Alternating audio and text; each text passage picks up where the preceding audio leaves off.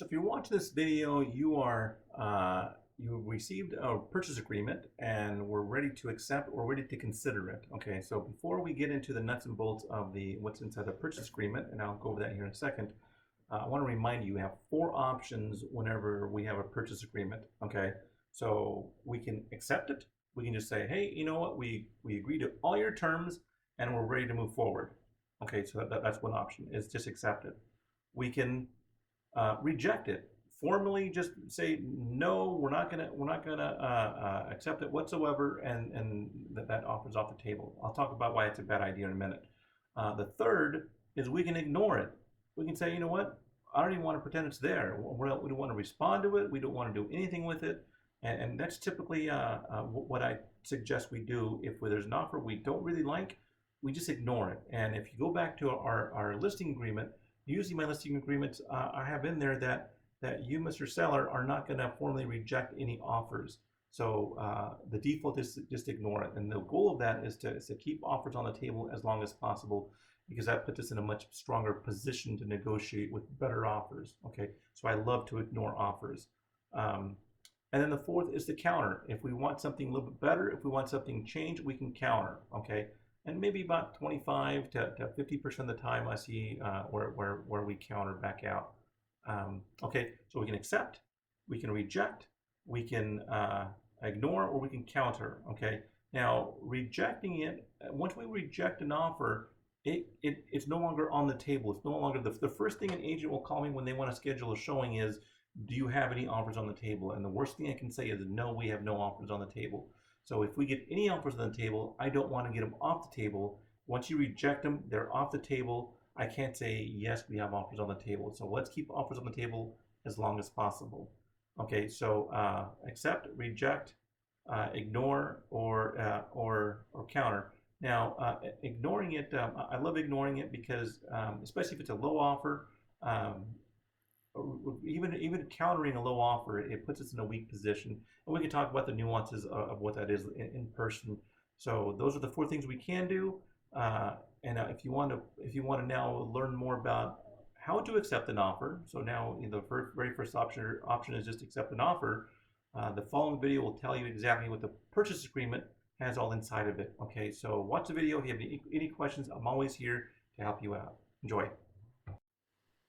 Let's go over the residential purchase agreement. This is a sample here that redacted certain information that that is not really pertinent. So let's jump into this. The first thing you need to know is that part of the residential purchase agreement, it's called the RPA, is that there's a lot of other forms that's included in this packet of information. Just like whenever you got your listing agreement, there was the AD, the PRBS, a WFA, wire fraud advisory. There's a whole bunch of different forms. A lot of those forms that you see in the listing agreement are also going to be in the purchase agreement. So, and the orientation or the way these forms, like I have these forms in a certain orientation. Even on a listing agreement, certain agents just orient, or they'll put certain forms in front of others. So the way these forms come in is controlled by whoever's writing up this offer.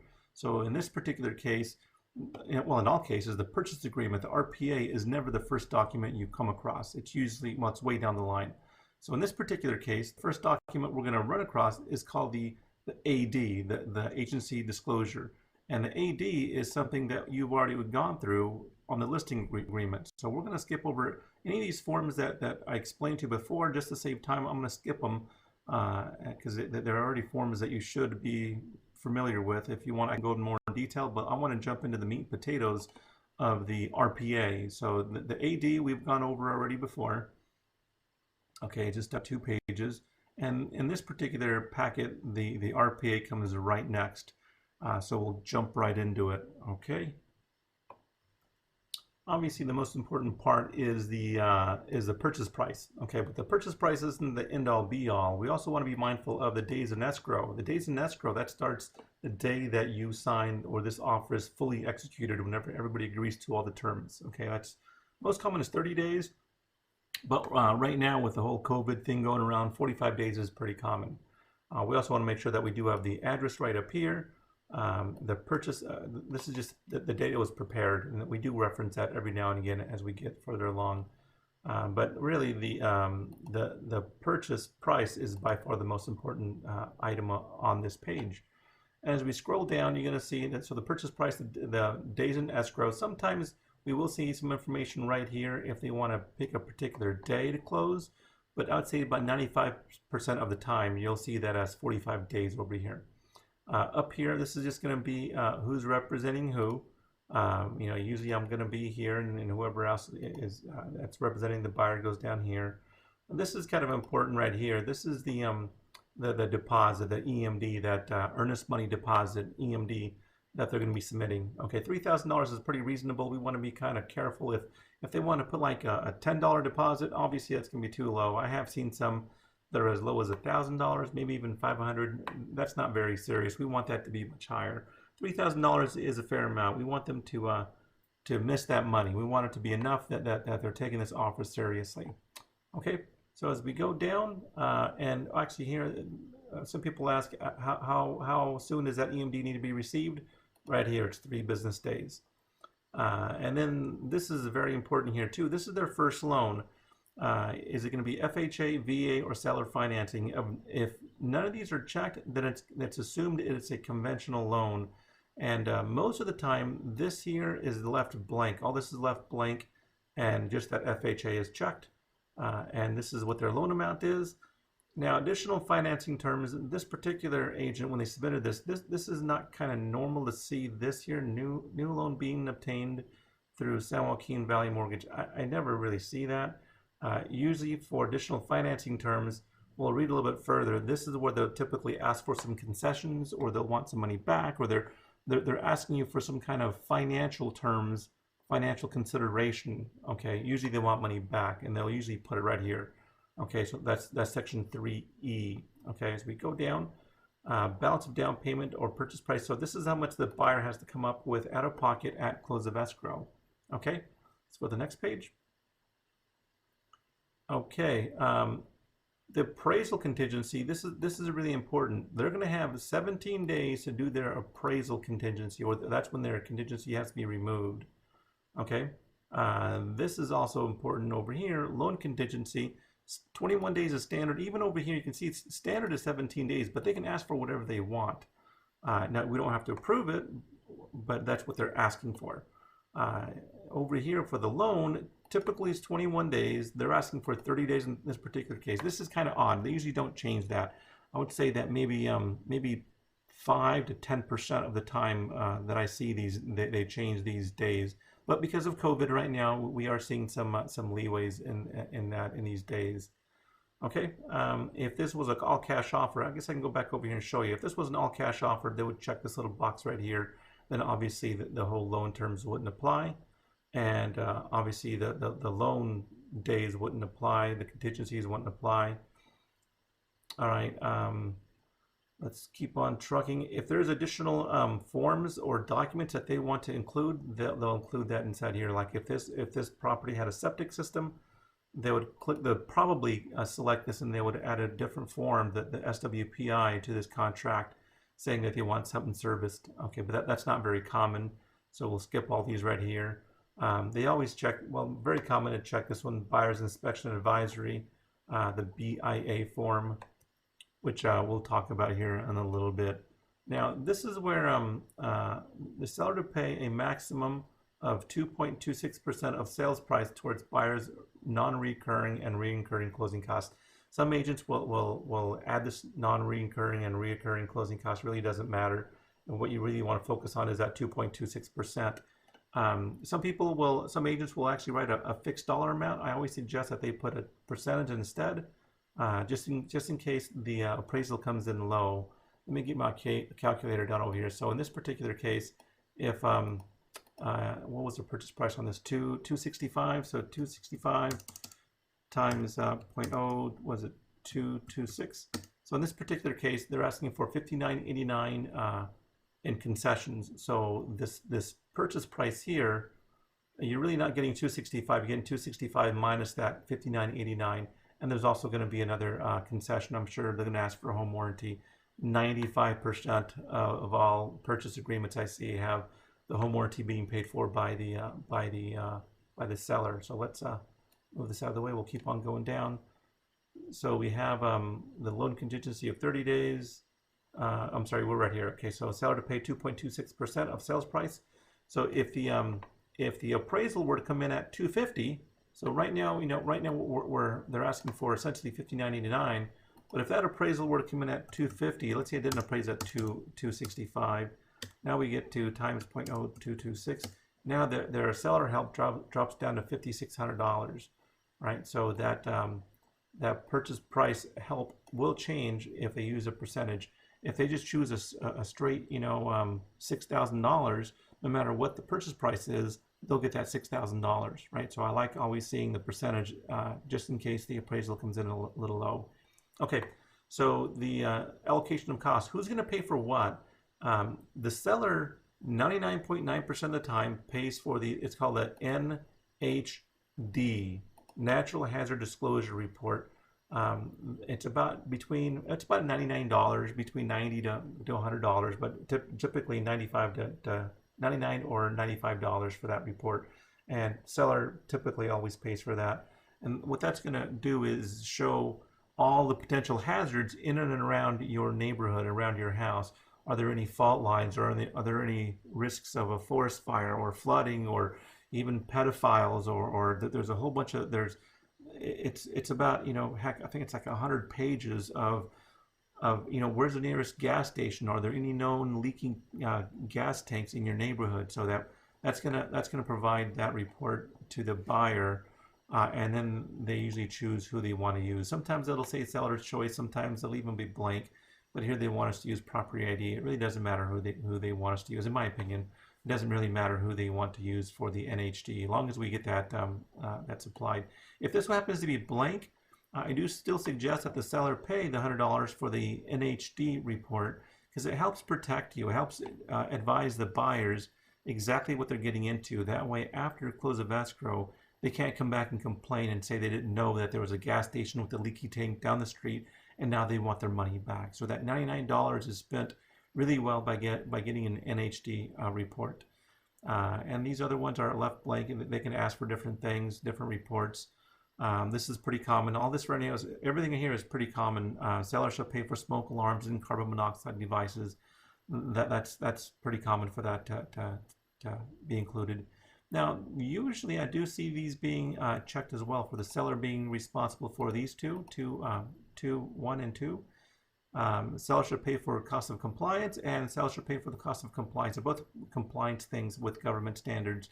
I've never seen a situation where they've asked for this in a contract, but so I'm not sure why. I see maybe 85% of all the offers I see have these two checked, and it's always by the seller.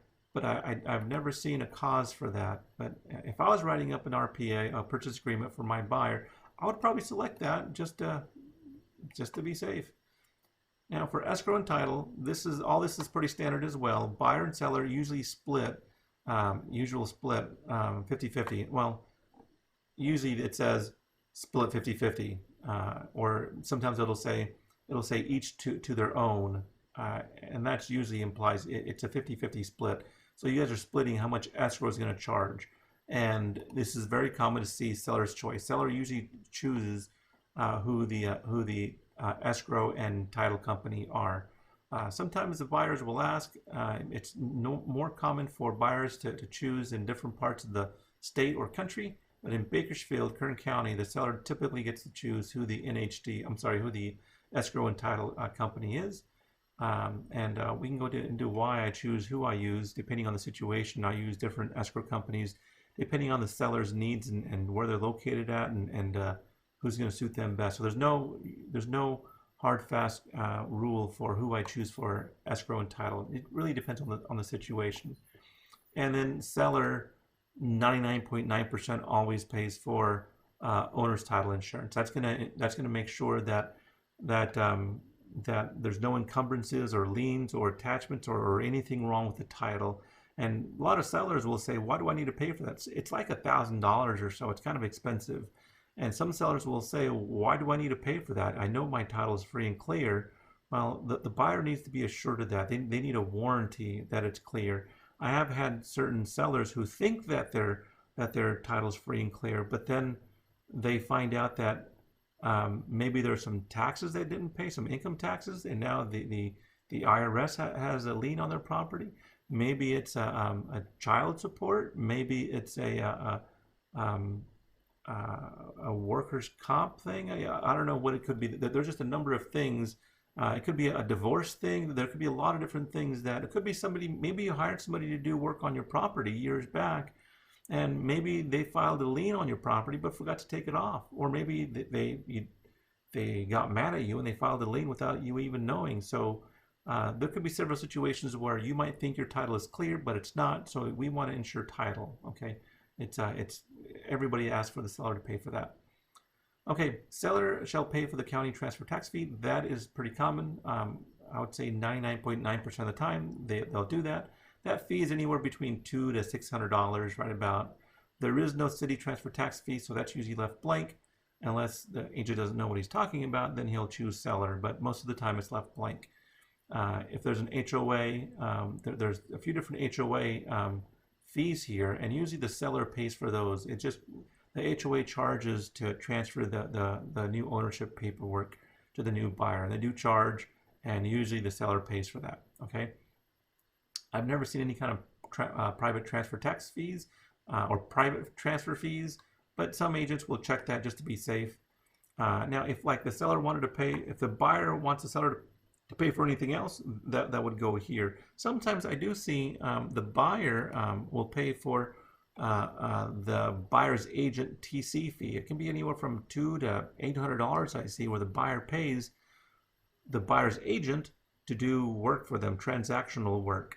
It's not very common in Bakersfield, but in LA, I do see that pretty regularly, where the buyer pays his own agent anywhere from $500 to $1,000 to help represent him and take care of the paperwork. Not very common in Bakersfield though. And then we go to the home warranty. Okay, so here, most of the time, I would say about maybe 75% of the time, the seller does pay for the home warranty, and it's $595. And here you can see that it's the upgraded package, including the air conditioning, and they choose their own company that they preferred it to use. In this case, it's Fidelity Home Warranty. We really don't care for the most part who they use, as long as we do want them to have a home warranty. It's better for them to have a warranty. That way, if there's any problems after close of escrow, their air conditioning goes bad or something doesn't work right, we don't want the buyers calling you to help fix it. We want them calling the home warranty instead. So it's always good to have that. Even if this is left blank, I'll usually suggest that we still include it somewhere and we give them that home warranty. And so this $595 is being deducted. You often see me talk about the net purchase price, not the gross purchase price. So on the net purchase price, I'm taking the original purchase price, $265. I back out the this right here, the 2.26%, whatever kind of concessions they have. I back out anything I know that's going to cost. I don't really back this out, the NHD, or where's that at? I don't back out the NHD because it's so common that everybody asks for that. I only back out the seller concessions at 2.26%, and I also back out the home warranty. And if they also want anything else that I can fix a hard, fast number to, maybe they want $2,000 credit for a new roof or whatever they want. If they just say they want, like let's say here, let's say they want a clear Section 1 termite. Well, I have no idea how much it's going to cost, because the actual termite report's only $35. But how much is actual termite cert going to cost? If they find any kind of minor damage, I don't know. So I can't fix a number to things that I don't know. But I do know the seller concession that for a closing cost, that's a hard number, and the home warranty is a hard number. So I'll back those two numbers out and give you a net purchase price. Okay, let's keep on going. Okay, items included in and excluded from sale. So this is what things they're asking for, and this is kind of important right here. This word right here, all existing. Okay, so when they go through the house, I've had several vacant houses where there's no stove. There's no stove at all in the house, and the buyers choose all existing. All existing fixtures and fittings are attached to the property. And over here you see there's a little checkbox called stoves. So if they check this, that implies that they want a stove. But if there's no stove when they do their walkthrough, then there is no existing stove included. So they're kind of out of luck. The buyer's out of luck. Somebody's got to buy them a stove. But if there's not a stove existing when this transaction takes place, then generally you don't have to supply a stove unless it's a lender required item. And if it's FHA, there's probably a 95% chance, not 100%, there's a 95% chance that a stove will be required by that lender. Same thing with VA. I've seen about 50 to 70% of VA loans will require a stove. So it's not a hard fixed fact that they will require it. It just depends on what that lender comes back with. And here, they also want included in the sale, this is where they can write anything they want, but they want in this particular transaction, the white butcher block table and kitchen. It's like a little rolling island. So they want that included in the transaction. They can put anything in here. They can put, they want your TV, they want your, your firstborn child, and they can put whatever they want in this field right here. And then we'll have to counter back if you don't want that. Here, they can also choose if they want the washer dryer or the refrigerators. They can ask for whatever they want. We can counter back with whatever we want as well. And then here we have to disclose if there's any leased or liened items and items excluded from the sale. This is stuff if they specifically want you to take something, they want to make sure you take that. Maybe you have a broken down vehicle in the back of your property. They want to make sure that you haul that vehicle off and dispose of it. So they'll write that in here. Now this is important here too. Brackets attached to walls, floors, or ceilings for such components like nowadays it's a TV brackets, or everybody's mounting their flat screens to the wall. Furniture or item shall remain with the property or will be removed with holes, or other damage shall be repaired but not painted. So here they want those holes. If you cause any holes, they want those holes to be repaired. I would say about maybe 85% of the time this is not checked, because that little patch, whenever you go to patch holes, it kind of looks ugly. I think I'd rather have a little tiny hole than a big fat patch, but that's just a buyer's preference. Here they're choosing they're asking that you patch any holes that are left inside the wall. It's going to make the wall look kind of patchy, but that's what they want. Okay, and the seller occupied or vacant property possession shall be delivered to buyer at 10 a.m. on the date of close of escrow. So at 10 a.m. date of escrow, they want the house empty. Okay, sometimes you'll see that they want the house vacated like a day before, or they can ask for whatever they want when they want the house vacated. Okay, seller remaining in possession after close of escrow. I don't ever like seeing that, but if you want to read about that, we can talk about that a little bit more. That doesn't happen very often, so I won't waste time talking about that. If the tenant is to remain in possession, if this is a rental property, this will be checked here. That doesn't happen very often, so we'll kind of skip that for this particular video. Statutory or other disclosures. This is going to talk about all the disclosures after we accept this offer. There's going to be a whole bunch of forms that I'm going to send to you. And you're going to be a bit overwhelmed. That there's going to be what's called a TDS and an SPQ, and there's going to be a lot of different forms. This is why we have to do it, because they're in their purchase agreement. They're asking for it. They're asking that you disclose everything that's pertinent to the property. And we'll go over the actual disclosures a little bit later. But for now, this is why those disclosures are needed, because they're asking for them. They're required by law that you disclose certain things. Okay, this is the natural and environmental hazard disclosures. Your NHD. So you're required to give them the NHD disclosures. So I guess you could do it yourself and try to figure out where to get the NHD information at, but most people just pay the $100 and they'll get the third-party company to mail that out to them. Okay, Megan's Law, the Megan's Law is included with your NHD, so you don't need to worry about that. Withholding taxes, talk to your accountant if you want some help with taxes, withholding taxes. If you want to know mine, I do use a guide. Let me pull it up real quick. Okay, so if you do have questions about taxes, I would suggest you call my good friends over at Parsons Vickers and Parsons. They're over on Ming and what is that, Old River. They're a great company. Here's their information. Oops, that's not what I want. I want their information. Let's try that again. Parsons Vickers and Parsons. Okay. So their phone number is right over here. They should have a website. There it is. So go to contact.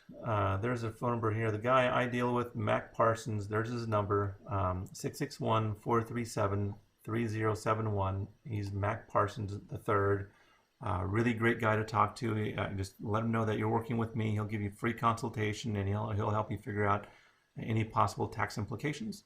Okay, so let me close these out and we'll go back to the purchase agreement. Okay, so if this is a condominium or planned development disclosure, there's a bunch of disclosures that you'll have to disclose depending on your situation, but for the most part, those don't really apply. Condition of property. This is important here. Unless otherwise agreed to in writing, the property is sold as is in its present physical condition at the sale as of the date of the acceptance. Okay, so what do you have to fix? Nothing. The property sold as is in its present physical condition. Now the buyer doesn't have to buy it, but keep that in mind. And I'll always point this out to the buyers is you do realize that the property sold as is in its present physical condition. Okay, so you don't have to fix anything. We have to disclose material facts. We have to disclose known material facts and defects. And obviously if there's hidden stuff, we may want to consider fixing those stuff, that kind of stuff, but you don't have to. The house is sold as is. Okay. Buyer investigation of property and matters affecting the property. So it's up to the buyer to do all of his due diligence and checking the property. Okay, that's his complete responsibility. Now here we talked about how you as a seller have to give the disclosures out. We have 7 days after acceptance to give all our disclosures to the buyer. We have to let them know everything that we know about the property within 7 days. And then within 17 days, 17 days is most common. You can see here they adjusted it down to 10. That's very, very odd to see 10 days. I love seeing 10 days, but that's not very common. I would say maybe 98% of the time they stick with their standard 17%. And the other few percent, they're actually increasing the amount of days. This is kind of odd to see a reduction of days. I love seeing it, but it is kind of odd. During that time, they have 17 days, or in this particular case, 10 days to do all their inspections. That's a roof inspection, HVAC inspection, mold inspection, anything they want to do, they have 17 days to do it.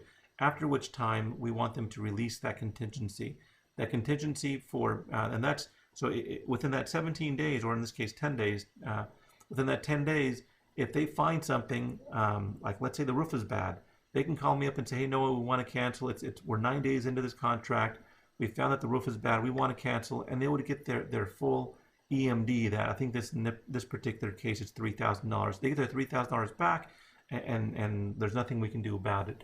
Now on day number 11, once they release that contingency, on day number 11, if that agent calls me and says, hey, Noah, we just realized on day number 11, now here we have 10 days here, so this is expired that, right? So they submitted their contingency removal, 11 days into the escrow. They say, hey, Noah, we found that the roof is bad. We want to cancel it because the roof is bad. I will tell them, sure, we can cancel it, but we're going to keep your EMD because you've exceeded your days. And I have had that happen before where they cancel, on day number, well, it's usually 17 days. On day number 20, they cancel it because they find something wrong with the house. That's extremely foolish of them, which we'll go down a little bit further, and I'll tell you why. Because they have another contingency. They have a 21-day contingency for their loan. So if they would say, hey, no, I can't get a loan anymore. It's day number 20, and I can't get a loan anymore, so we have to cancel. If they were to tell me that's the reason for canceling, then they get to keep their deposit. But if they choose to cancel because of inspections after this contingency period has expired, then I'm going to fight to keep their deposit. Now, statistically, it's very difficult for buyers to keep for sellers to keep the buyer's deposit, Usually it's returned back, but I will do all I can to help keep that deposit. That way they compensate you for wasting your time. Okay, we'll keep on going down. Seller's right to cancel. Notice to buyer and seller to perform. So if somebody's not performing, we typically give them a 2-day notice to perform. Here's some remedies you can do. Close of escrow. All these are kind of boilerplate things. We'll kind of, if you want more information, you can obviously read through it. I encourage you to read through everything. Effect of cancellation of deposit. This talks about how if there's money in that deposit, in that escrow fund, both parties have to agree to release it, not just one. Not even the buyer can just choose to get that money out. Both buyer and seller have to agree to release that deposit. Okay. Okay. Final verification of conditions. So usually the day before the close of escrow, the buyers will do a final walkthrough to make sure everything is good. Escrow will prorate property taxes, broker's compensation. That's on your listing agreement. This has to do with escrow. Nothing exciting there. This is kind of exciting here, and this is something really, all this bold stuff, our broker advises that I don't really comment much about. Remedies for buyer's breach of contract. So if you want to read that, you can choose to accept it or not accept it. Now, if you don't accept it, then you can't accept the offer. Since the buyers have accepted that they want to do this, then the sellers kind of have to do it. You don't have to, but then you don't accept their offer. But here, they're saying that they really want to do this. It's kind of lengthy, so if you want to read through that, you can.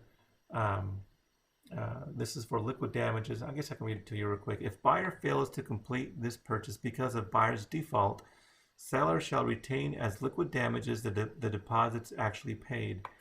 If the property is a dwelling with no more than 4 units, one of which buyer intends to occupy, then the amount retained shall be no more than 3% of the purchase price. You can read the rest yourself. Okay. And then arbitration of disputes. It's kind of lengthy, so read that. If you're okay with that, sign this. If you're not okay with this, then we can't accept the offer. Okay. Otherwise, you won't sign it. You'll initial here. You'll initial here. So this particular page, page number 8 of 10, you have initials on 1 section, 2 sections, and 3 sections. Now, statistically, I would say that maybe about 60% of the time these are signed or initialed by the buyers. The rest they're blank. Now, if the buyers don't sign it, then you don't sign it either. Okay, everything has to match. You have to agree to it. They have to agree with it. Or if they don't agree with it, then you have to also not agree with it either, and that section of the contract isn't a part of our contract. Okay, so you guys both have to be, both buyers and sellers either have to initial it or not initial it. If only the seller initials it and the buyer doesn't, then this contract isn't legitimate. We have to go back and revise it and fix it. Either you have to remove your initials or they have to add their initials, but it has to match. This has to, whoever signs here, then this has to be signed as well on this side. Okay, hopefully that makes sense. Okay, this goes into definitions. You can read about all the different definitions. This is where they'll, looks like this is kind of odd. They usually don't put this expiration of offer. It's usually good for 3 days, but they want a specific time and date and whatever, you know, they can do that. I've never seen an offer where it really truly expires. Usually there's a 3-day, the offer is good for 3 days, but even then the offer truly isn't good for 3 days. If we accept on day number 2 or even day number 1, but by that time they change their mind, we can't hold them to that, right? So even here, just because they want it submitted within 3 days or by April 24th, if we submit this back and we approve it on April 27th and they're still looking for a house, I doubt they're going to say, no, you're beyond your contractual allowed time period. If they still want the house, they'll accept it. We'll move forward. Okay, I've never seen anywhere where they, if they still want it and we're beyond these 3 days, that they reject the offer. Okay, unless they found another house. So they may still be looking. So we do have to get this back as soon as possible. But this expiration of offer isn't terribly important. This is where the buyer will sign. If there's 1 or 2 buyers, they'll sign here. Seller initials here. You notice that seller will initial on the RPA. This is the RPA. The seller initials every single page. Same thing with the buyer. The buyer initials or signs every single page. It's by far the most important part of the document. And then this part here, this is important if we're going to make a counteroffer, we want to make sure this is checked right here. This is very important. We'll select this and we'll type the date in, the date that seller's counteroffer is signed. But if there's no counteroffer, then we leave that blank. If you're representing an LLC or a company or a trust or somebody else, you would check this box here, and then we would add another form called the RCSD form, saying that you're authorized to sign for that entity. Then you sign here, okay? So it's important that you check this if we're going to counter. Otherwise, you just sign it right here, and then I sign the bottom over here, and then off it goes. And then obviously the buyer still signs at the bottom of this page. Okay, so the buyer's inspection advisory, which is the BIA form. You can see that the BIA form okay, so the BIA form is not included in your listing packet. So buyer's inspection advisory, that's right, because it's for the buyers. Duh, come on, Noah. So this is advising the buyers what they should do, all the different inspections they should get. You don't have to sign this one. This just lets the buyers know what all the different inspections they should be doing. It's only a one-page document. The PRBS, you can see here the PRBS. I've already explained that before. What the PRBS is, possible representation of more than one buyer or seller. So I'll skip that one. We go to the wire fraud. It's called the WFA. It's illegal to commit wire fraud, and we talked about that before. Right here. Oops, I didn't want to do that. Go back. Oh man, let me pause it. Okay, got that back. Sorry about that. Let's go back over here. So the wire fraud, you're already aware of that one. I've talked about it before. The CCPA. CCPA was also part of our packet before, so that's not new to you. This doesn't come with all offers, only if it's FHA or VA. If this was conventional or some other kind of financing, you wouldn't see this. And it's just another piece of paper that basically says that the FHA is only going to loan on this based on 265. They're not going to, if this price is lower, FHA is not going to give you more money than, and this is really true for any bank, they're not going to give you more money than what it appraises for. So you agreed to sell it at this price. If it doesn't appraise, then we'll have to renegotiate. So everybody signs this, buyers and sellers, and all the agents sign this piece of paper. The market condition advisory, the MCA. Now, I don't think that was a part of this over here. MCAs are not a part of the listing agreement. Really, the first sentence says it all. Real estate markets are cylindrical and can change over time. I'm sorry, cyclical and can change over time. So really, we don't know what your property is worth tomorrow or the next day. Okay, if things change, if they build a Starbucks next door, your property value is probably going up. But if they build a little recycling center, you know, those cans where people come bring their cans, if they build one of those next door to you, your property values may go down. We don't know. Okay, so this goes into detail about this market conditions and what those are. This is kind of odd to see too. Not odd. It's not very common to see a cooperating broker compensation agreement. This just basically says their agent wants to make sure that my agent is going to pay their agent to help them represent their buyer. I would say only about maybe 40% of offers that I get in has this form, maybe even 30%.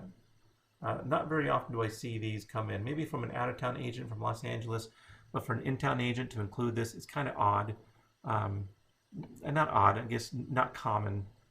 They just want to make sure that they're going to get paid their percentage, that whatever we promised them. And the coronavirus, this is the PEAD form. We had talked about the PEAD form before. It's right over here, the PEAD form. We talked about that on the listing side of the transaction. So that should be kind of familiar to you. And that is it. So that's the entire form. If you have any questions, give me a call back or give me a call and I'll be happy to address any specific questions you might have. I appreciate it. Thank you.